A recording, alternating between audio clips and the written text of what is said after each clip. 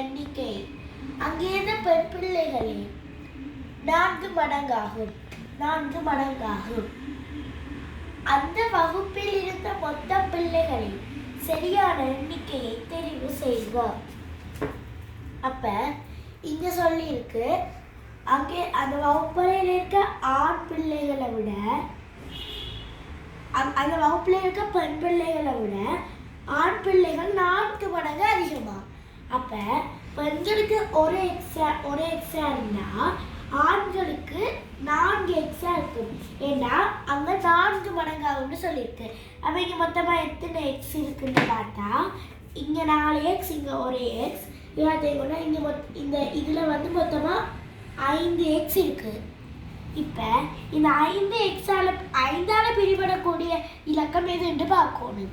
இப்ப அப்பன்னா 35 வந்து அதுக்குள்ள அடங்குது. அடுத்த 33 வந்து 5×30 3 மிகுதி வருது. அடுத்து 27 வந்து 5×5 25 இது மிகுதி வருது. ஆகவே எங்களுக்கு மிகுதி வராமல் இருக்கிறது வந்து 35. ஆகவே அங்கே இருக்க மாணவர்கள் எண்ணிக்கை 35 ஆகும். தேங்க்யூ.